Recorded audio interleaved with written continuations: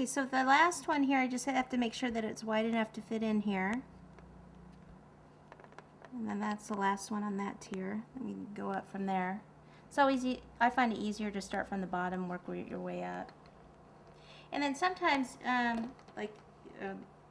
hold that one a little longer, but sometimes they will, you have to check them again, maybe. They all seem pretty good right now, but you may have to put a little bit more chocolate somewhere to get those to stay a little bit better.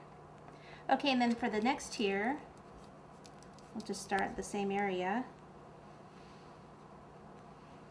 and just pop it right down there.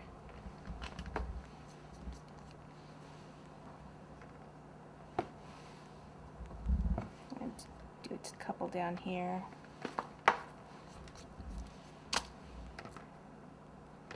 Just need to put them a little further apart because this tier is so small. I just need to spread them out a little bit more. Sometimes it's easier to do it actually on a larger cake. I mean, this is done, I've done this, many times on bigger cakes, 6, 10, 14s, cakes that feed 100 guests. It's a really nice cake for a wedding cake. It's time consuming because, and also it costs a lot because of the coating chocolate adds up, and then also the fresh fruit. So you have to make sure you charge a lot for it, and then also just the time that it takes. You can see, I mean, it's really easy to do, repetition, it just takes a while to do. Okay, so I'm just going to continue around here.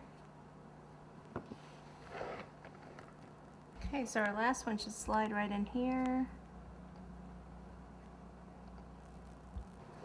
Okay, so all this is on. So now we're ready for our raspberries.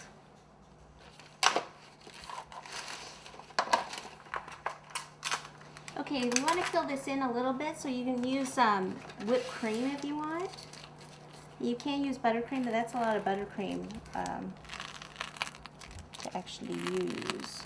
So you just pop some some whipped cream in there, and then take the raspberries and just completely fill in this area. You want to do this, the raspberries right before you take it, right before delivery, or even at the site.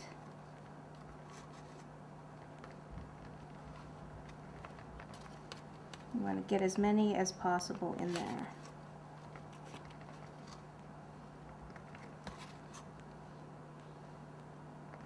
Oops, I just got buttercream on that one.